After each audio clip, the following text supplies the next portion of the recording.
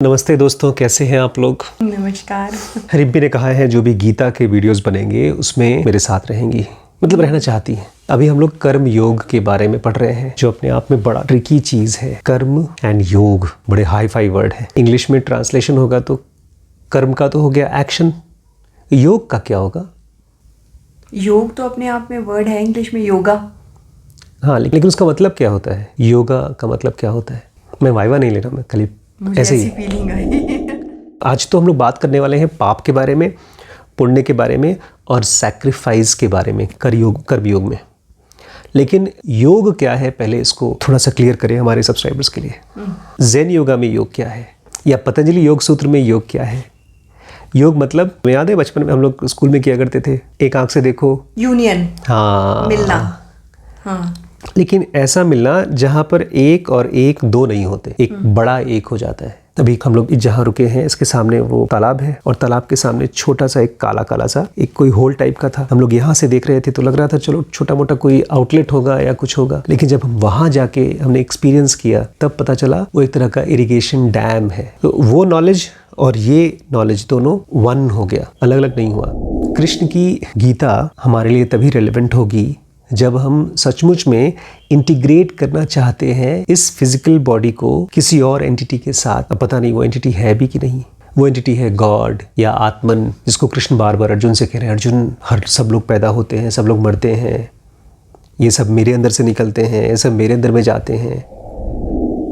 क्या ये सब डिस्कस करना है? ये सारी इमेजिनेशन है। रियल है कि इमेजिनेशन है? अभी तो इमेजिनेशन ही लगती है। अच्छा, क्या चीज़ है जो रियल है? गीता की कौन सी चीज़ है जो रियल है, जो हमारे पास है? अर्जुन की फ्रस्ट्रेशन है कि नहीं? और ख़ास तौर से अर्जुन की काम से रिलेटेड फ्रस्ट्रेशन। उसको वो सब काम नहीं करना है जो उससे कराया जा रहा है। हमें से बहुत से लोगों को ऑफिस का काम नहीं करना होता, बहुत से लोगों को घर पे बच्चों को पढ़ाई लिखाई का काम नहीं करने का मन करता। तब उनके माँ बाप कृष्ण की तरह उनको समझाते हैं, नहीं ये तुम्हारा कर्तव्य है। देखो, हम लोग मेडिकल की पढ़ाई करते थे तो सारे पैथोलॉजीज हमारे लिए इमेजिनेशन थे, किताबों में थे, फिर जाकर के स्लाइड्स देते थे तो उसमें लगता था शायद कभी होगा। हड्डियाँ हमको मिली थी तो वो रियल था। गीता की शुरुआत ही सफरिंग से और फ्रस्ट्रेशन से करनी होगी। क्या हमारे फ्रस्ट्रेशन का कोई आंसर है कृष्ण के पास? और जैसा हमने पिछली बार डिस्कस किया था, क्या हमारे एक्शंस, हमारे कर्म हमको फ्री कर सकते हैं और क्या वो हमको बांधते हैं? यही से आता है हमारा पहला टॉपिक आज का, पाप क्या है और पुण्य क्या है। कृष्ण कहते हैं अच्छे लोग, समझदार लोग वो खाते हैं जो ईश्वर देते हैं, और ऐसे लोग पाप रहित होते हैं, ऐसे लोग पुण्य आत्मा होते हैं। ये भारी भारी वर्ड से थोड़ा सा बचेंगे हम लोग। समझदार लोग वो होते हैं जो उनको ऑफर किया जाता है वो खाते हैं। अब इसको सिंपल टाइम टर्म्स में, कोई आदमी जॉब कर रहा है, उसने मेहनत किया, उसकी सैलरी मिली और उसी में खुश है, संतुष्ट है। अभी हम लोग देवी देवता की बात छोड़ देते हैं। इसके कंपैरिजन में पाप वाले कौन से लोग हैं? जो काम करते हैं, उसके बदले में उनको सैलरी मिली बट उसमें खुश नहीं है, कुछ एक्स्ट्रा कमाने की, चोरी करने की कोशिश करते हैं ब्राइब से या किसी और चीज़ से, तो वो पाप हो गया।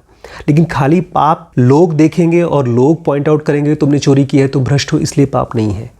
वो इसलिए पाप है बिकॉज वो हमारे ही मन के अंदर में डिवीजन क्रिएट करता है। ये पाप और पुण्य का कॉन्सेप्ट बहुत मैजिकल है अगर हम इसको अपने लाइफ के अंदर में सोचें, किसी और को पॉइंट आउट ना करें। जैसे जीसस नहीं कहा करते थे कि इस प्रोस्टिट्यूट के ऊपर पत्थर वो आदमी पहला फेंके जिसने खुद पाप ना किया हो। तो वो कौन सी एक्टिविटी है या कौन से एक्शंस हैं जिसको करने के बाद मैं अपने अंदर में कंफ्यूज्ड या डिवाइडेड फील करता हूँ, वो सारे के सारे पाप हैं। बड़ी सिंपल सी चीज़ पाप है। इसमें एक लेकिन कंफ्यूजन वो पैदा होती है जब आप ऐसे बोलते हैं। कुछ लोग हैं जिनको हमें लगता है कि वो तो मर्डर भी कर देते हैं लेकिन उनके अंदर उस चीज़ को लेके कोई कंफ्यूजन नहीं है। उनको लगता है कि हाँ, इसको मरना चाहिए था, तो क्या हम उसको पाप में नहीं रखेंगे? बहुत अच्छा सवाल है ये। लेकिन गीता किसके बारे में पता है ना?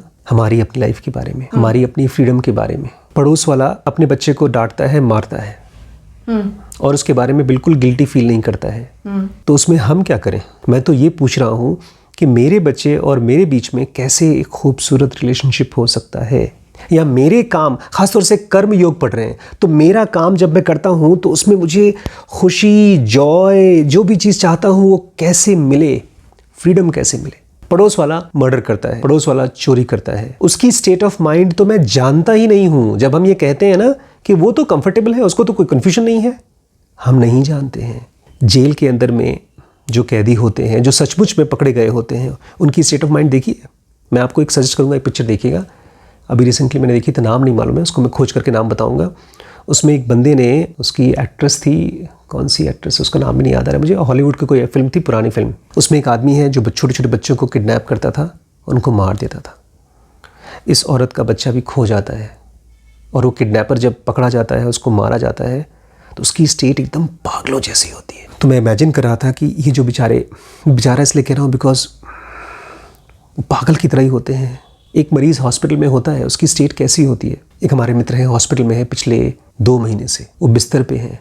सर, हमारे अंदर भी अगर किसी काम को करने में ड्युअलिटी नहीं है, चाहे वो एथिकली गलत माना जाता है काम, तो क्या वो पाप नहीं है? पाप और पुण्य का संबंध है फ्रीडम फ्रॉम सफरिंग से। कोई आदमी पूरी की पूरी बोतल कटक जाता है और कोई आदमी जरा सा एक पैक पीता है, झूलने लगता है, तो कौन पापी है? ये पाप और पुण्य का क्वेश्चन कृष्ण जानबूझ के उठा रहे हैं। He wants us to become more and more sensitive. मैं आपका पति हूँ, अब मैं आपसे कैसे बिहेव करूँ कि वो पुण्य हो? कोई और समाज का एथिक्स मुझे नहीं बताएगा कि एक हस्बैंड अपनी वाइफ से कैसे बिहेव करे। मुझे मेरा अंदर का सेंसिटिविटी, मेरे अंदर की फ्लावरिंग, मेरे अंदर की फ्रीडम, जब मैं आपसे खूबसूरती से बात करता हूँ तो मुझे भी फ्रीडम महसूस होती है, मुझे भी अच्छा लगता है। जब मैं आपको टॉर्चर करता हूँ और मैं सेंसिटिव हूँ तो मुझे भी अपने अंदर में टॉर्चर महसूस होता है। अब ये बात और है कि मैं शराब पी करके या किसी और तरीके से उसको दबा लूँ।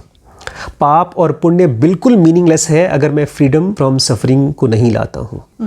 एक रूम होता है जहाँ पर एक कतरा भी कचरा नहीं गिरना चाहिए। हॉस्पिटल्स को और ओटी को सैनिटाइज किया करते थे। क्यों इतना साफ रख रहे हैं ओटी? ताकि उस पेशेंट को इन्फेक्शन ना हो जाए, क्योंकि वहाँ पर इन्फेक्शन होने के चांसेस हैं।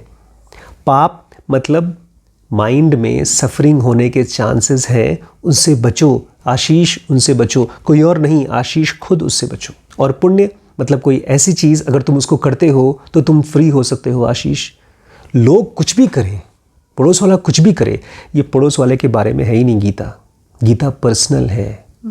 जैसे अभी हम लोग WBX पढ़ रहे हैं, अगर कोई उसमें कहेगा यार किसी ने MBA नहीं किया फिर भी करोड़पति बन गया, किसी ने MBBS नहीं किया फिर भी डॉक्टर बन गया, कोई कैसे बना हम नहीं जानते, बट हम कैसे फ्री हो सकते हैं, ये क्वेश्चन है कर्म योग के बारे में, कि आप कौन से एक्शन करके फ्री हो सकते हो और कौन से एक्शन से बंधते हो।